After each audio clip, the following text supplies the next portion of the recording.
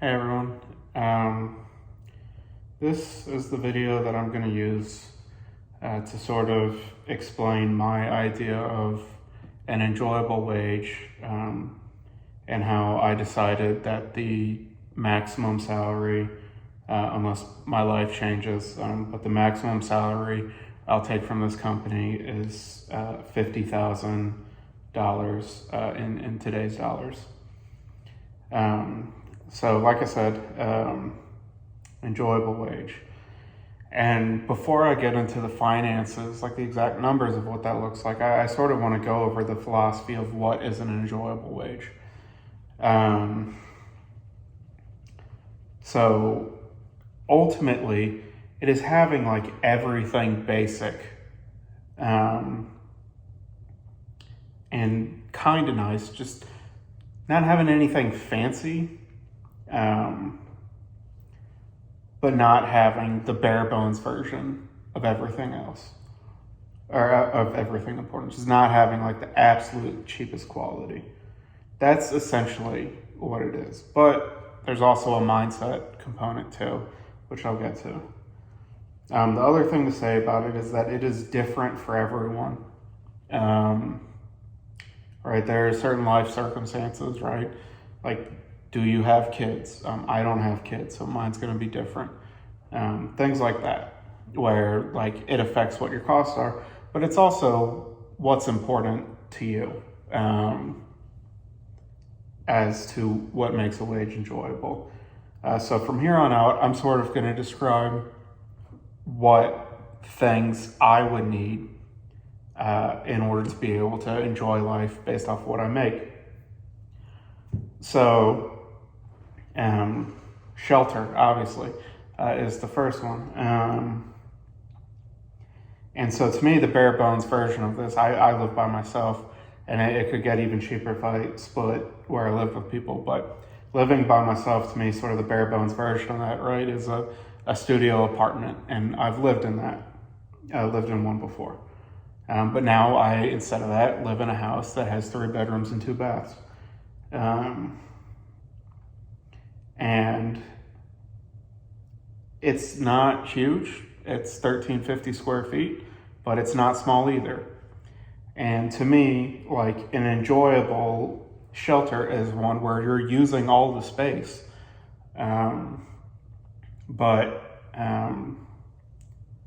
So you're proving that you can use it all, and that you kind of, to some extent, need it, but that it's no bigger than that. And so, like I said, I have a 3-bed, 2-bath house, and the only room that doesn't get used on a daily basis is the second bathroom. All the bedrooms, the room I'm in now, the living room, the kitchen, I use them all every day. And that's why I would say that I am using everything. But I never feel like I need anything more than this. So I would say this is like the basic necessities is having shelter, but just not the bare bones version of it. But I'm not going extravagant either. So then there's food. So when I say not bare bones version, I'm saying not buying the cheapest ingredients of everything, because I've done that before. And I know that like even sort of moving from like the absolute cheapest ingredient to like a middle of the road price, the quality of the food, how much it goes up is incredible. So I don't want to be buying the cheapest ingredients, but to me, a little bit of overkill is eating at restaurants like every week. Because I like food and I like a good meal, but it's not a huge thing to me. So I don't need to be, like I said, eating out like all the time. So somewhere in between those two, and that to me is buying moderate quality ingredients and cooking food myself. Sort of the next one is entertainment. The idea is having some form of entertainment, but it's not going to the movies every weekend. I love movies and I used to go to the movies every weekend. I'm not going to be doing that anymore. It's also not having every streaming service, which I've also done before. But my idea of entertainment in this case is having both Netflix and Spotify. and not just having them, but paying for the no ads version of them. And that's sort of the idea, is like I'll spend a little bit more on those two versions to have the no ads things, but I'm not going to have every streaming service. I'm not going to go out to the movies every weekend. And sort of that's sort of the in-between on that one. And then there's sort of like I said, there's the bare necessities balance, and then there's this idea of just like mindset. The first is an ability to pay bills without being concerned about it. I like having internet, I like having electricity, I like having water, and I really don't want to put too much thought into paying for those things. The next is people. Like I kind of want to just be able to spend time with people every once in a while in a way that does require some money. Right now, I'm spending time with people by either going on walks with them or going to their house or something like that. But, I mean, going to a restaurant or a bar once a month with friends and spending $15 to $25, I think that's reasonable. And then I have sort of this final section here, which is not thinking about certain things. And currently, I quit my job a month ago. I still haven't even fully published my website, so I'm 100% living off savings. And I'm absolutely not poor because I don't have to worry about eating today. Like, I know I'm going to eat every day. I know I'm going to have shelter, all this stuff. So I would not call myself poor, but there is a difference in the way that I decide whether or not I'm going to spend money on something. And something that I've noticed is the biggest difference is not in not having income and living off savings versus having regular income is not the things that I've cut back on, right? Like I don't miss a lot of the streaming services all too much. The biggest difference is the stress that I have in spending money on certain things that I wouldn't have even thought about before. Now, I would say historically, I took this too far in the past and not thinking about certain things that I was spending money on. And so I want to first say, when I say not thinking about spending money on certain things, what this isn't. So the first is just like being comfortable all the time. And the first thing that I have is not having my AC as low as I'd like. Right, like I like my AC fairly low, but the energy bill goes way up. And in the past, what I have it set at now, I would look at it. If I felt a little hot, I would lower it without even thinking about it. But I'm okay now, like looking at the thermostat and being like, you know what? No, I'm not gonna pay to lower the AC. That I think is a fine thing to have to think about. The next thing I have is having the nicest appliances. Something before I quit my job that I was considering spending money on was upgrading all the appliances in my kitchen, in particular the dishwasher. But now I really want to think about it before I spend hundreds of dollars on an appliance, just because I think it could be better. That is something that I think it's, no, it's fine to have to think about that. But then like the last one is just like going into Barnes & Noble and buying everything. Just buying like three or four books. That can easily be like $75. And I love supporting artists, don't get me wrong, but like, that's just like it's kind of, I don't know. I don't think that's something that I should just not think about doing, just going in and dropping $75 all at once. I think that's something that I should have to think about. However, there are examples of things where I've paused and really asked myself if I want to spend money on this, that I think part of enjoying life is not having to worry about those things. So for example, earlier this week I was mowing my yard and my weed whacker ran out of line. And the weed whacker that I have, it has this like automatic feed spool, and it's a specific part that you have to buy from the manufacturer directly. And I looked it up, and because it wasn't at Home Depot or Lowe's, so I looked it up online. And you had to buy like 12 of them at once. You couldn't just buy one. And in total, it was like $15. And I was like, oh man, I don't know if I want to spend this $15. But at the same time, this is like something with complete utility. Like, I'm going to use it to mow my yard. Like, that is an exact, like a very defined reason to spend money on something. And I don't want to have to worry about, to me, an important part of having an enjoyable wage is being able to spend $15 on something that I need to do something without worrying about it. Another example is like, we wrote down a $2 folder. I am printing things at Office Depot right now because I don't have my own printer. And when I drove there the other day to print something, I was only printing a single page, and it was a super windy day. And I knew that if I just tried to sort of carry that one single piece of page out to my car, it would get all blown around. It might get bent and stuff like that. So it's just like, I'm already at Office Depot. I'll buy a folder to put it in, and that'll protect it. And I found a folder that was like $1.20 or something like that. And I was like, man, do I actually want to spend this money? Like, I don't have all the money in the world to spend. And just something like $2 for something that's like kind of helpful. Plus I can reuse it.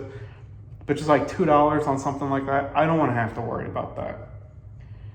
But I guess the ultimate example is this last one where I say cost of 200-mile trip with chance to see people I love. So now that I don't have income, I'm really trying to limit how much I drive.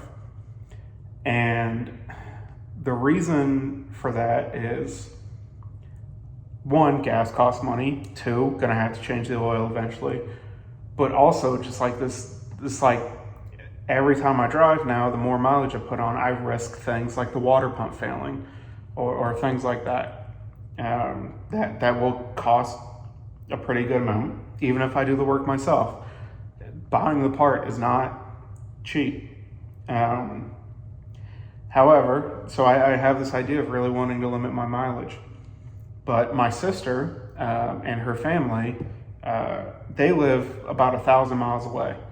And so for me to go see them, my brother-in-law, and my nephews, to go see them, like either if I drive or fly, there's a considerable cost associated with that. But my sister is coming to Texas, and they're going to be staying at my parents' house.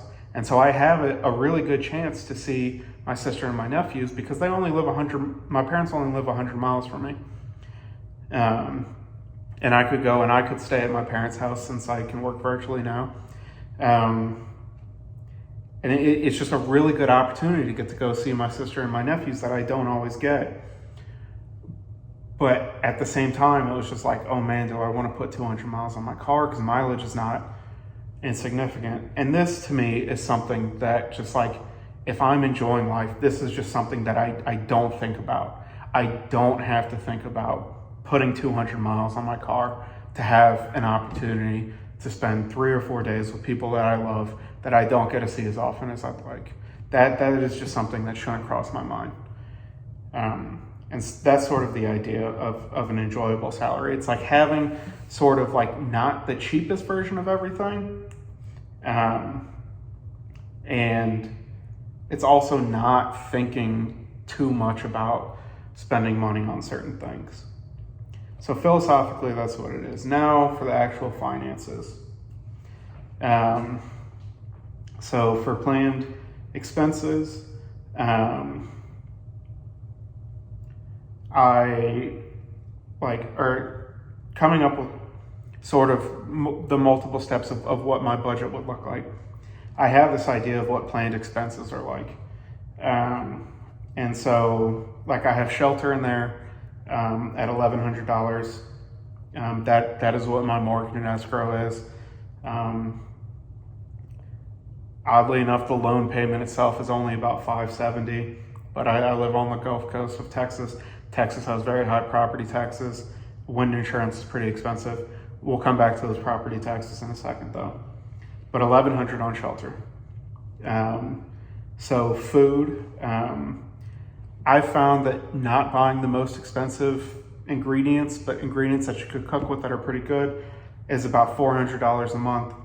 And then I have like nice groceries at $100 a month. This is like if I want to cook like a meal every week or two, that's a little bit nicer. Or if I need to buy some like new cookware to cook like a new type of meal. Because I'm trying to expand out. Like I am not a good cook. I'm trying to get better at it. And there's just certain things that go along with that. So for food, I have it at like $500 a month. Bills, I've just been sort of looking at what I've been spending typically on a lot of things. The majority of those are energy, electric bill, cell phone, and I don't remember what the other big one was, but anyways, it comes out to about $600 a month. And then people's sort of the last one. For restaurants, I have $25 to, because I don't think I'm going to go to restaurants by myself, which is why it doesn't go to food. But for people, just have a night out where I'm hanging out with people. Travel, this would be like I'm saying, like driving back and forth to like a state park or something, or to my parents' house or something, to do things with people. And then coffee, I have it $75 a month. And it might seem odd that I have coffee under people, because what this is I go to the same coffee shop 4 days a week. I get up at about 5:30 every day. They open at 6:30. And so like I had time to like take a shower or whatever, make my bed, and then I go there. And the reason why I go there, I mean, I like coffee, don't get me wrong, but the reason, despite not having income, why I go there is that I love pretty much everyone that works there. And just like, no matter who's working, getting to go in and just talk to people for like 15 minutes. There's a couple of the other regulars that I talk to sometimes, and just having that like 15 minutes to just talk to people that I like is just such a great way to start the day. And like I say, I do that 4 days a week. Every week that adds up to about $75. But it's not the coffee that I'm spending the money on. It's just the opportunity to start my day off that well. And so anyways, you add all these things up together and the total comes out to about $23.57, which is an oddly precise number for what this is. Then I have something that's like irregular expenses. And examples of this would be like oil change. If I have to do minor maintenance, whether it's like changing brakes on my car or something at my house, I don't know, even like replacing like the air filters in my home, things like that.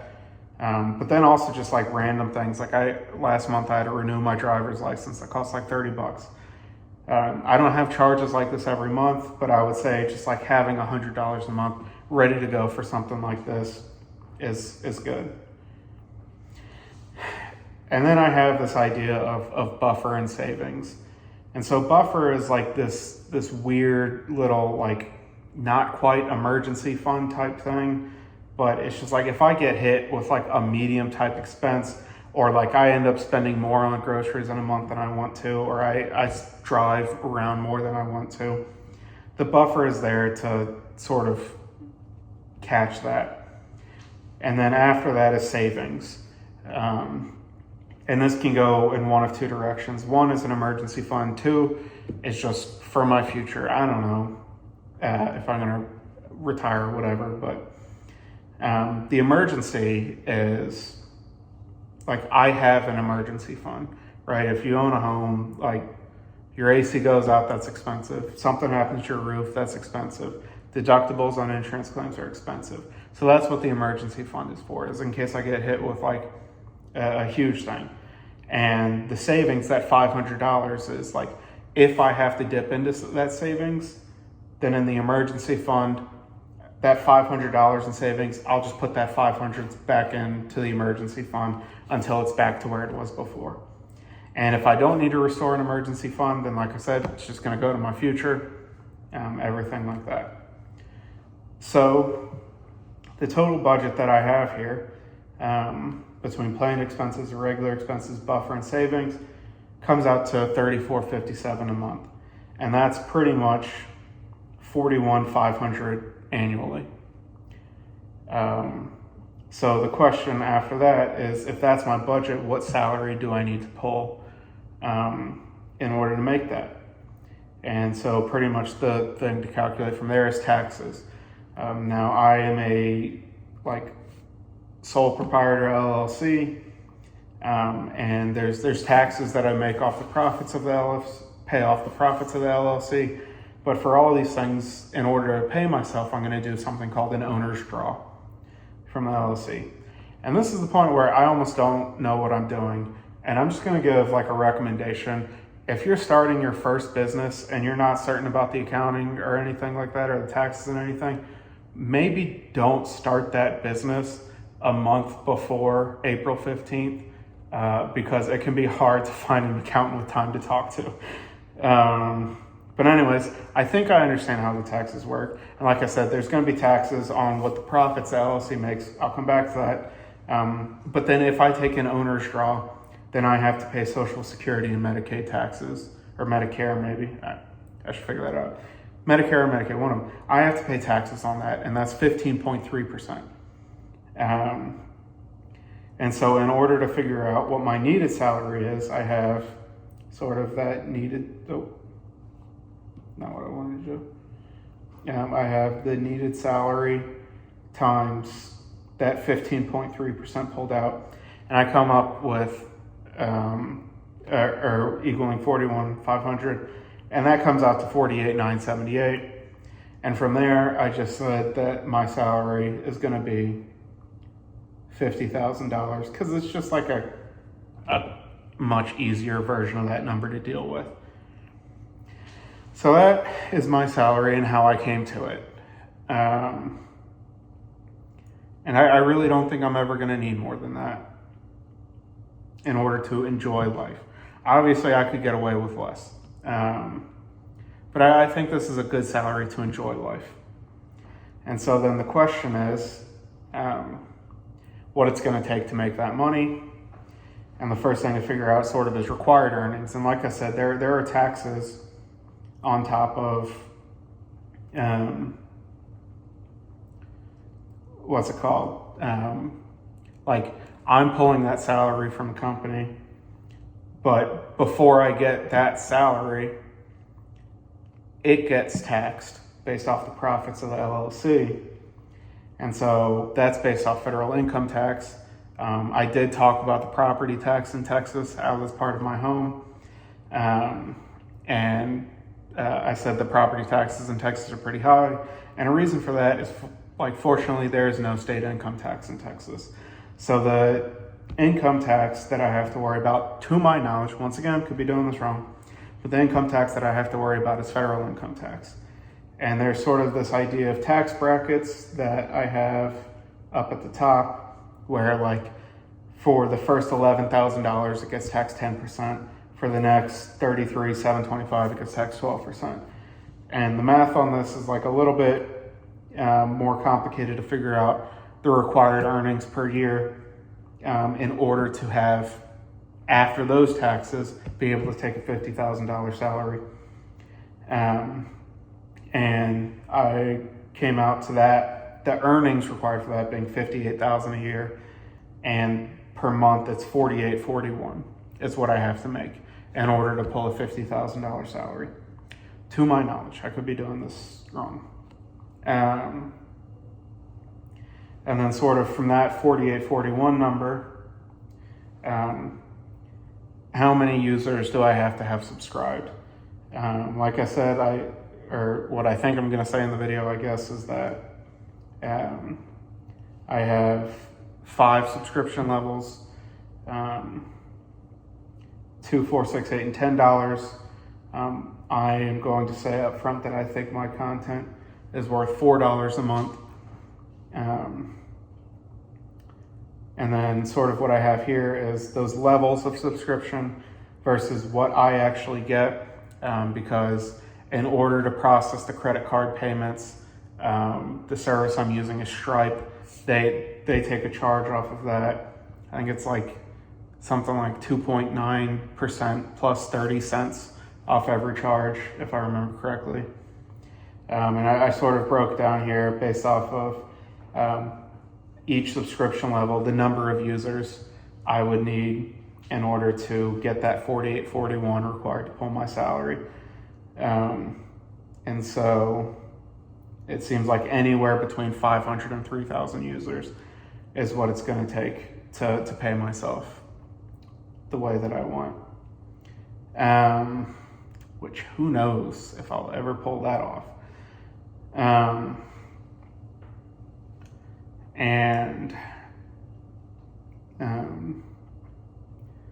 What's it called?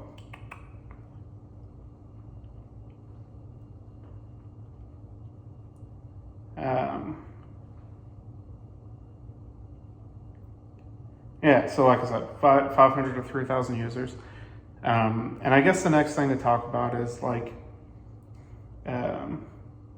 with the idea of enjoyable wage is one, I am going to say up front that if something major changes in my life, I'm saying that I'm never going to pull 50,000. If something major changes, I might have to take more. Like if I have kids is sort of the main example. So that's the first thing, is that I'm going to try my best to never pull more than 50,000, but we'll see. But if I do, I'll make a video announcing why. And then the other idea is I would like the idea of having employees one day, and sort of going back to the beginning. I said that it's different for everyone. And if I do have employees, I think sort of the first thing that we're going to walk through is what is an enjoyable wage for them. And they might make less than me, they might make more. In fact, my guess is they're probably going to make more. And the reason for that is one, like I keep using kids as an example, but if someone has kids, they're almost certainly going to make more for me in this. But the other thing is, like, I did make good money for a while, and because of that, I have high quality things. I don't have a lot of possessions, but the things that I have are really nice. Like, you can see this computer here that's nice. You can see the bookshelf behind me. The desk that I'm sitting on right now, I'm not sitting on the desk. The chair that I'm sitting on right now and the desk that I'm writing on now, they're all nice. And if I hire someone that isn't already in a position where they have really all the possessions they already need to enjoy life, and I don't mean I'm going to give them, like, I don't want part of the salary to be just buying little things here and there, but like, if they want a nicer desk, if they want a nicer couch, then we can find a way to build that into their salary as well. I don't know, but anyways, this is what I'm saying. This is, I mentioned that I'm never going to pull more than an enjoyable wage, and I said never more than 50,000 in today's dollars. I will adjust for inflation. This is sort of where that came from. Anyways, that's all I have for this video.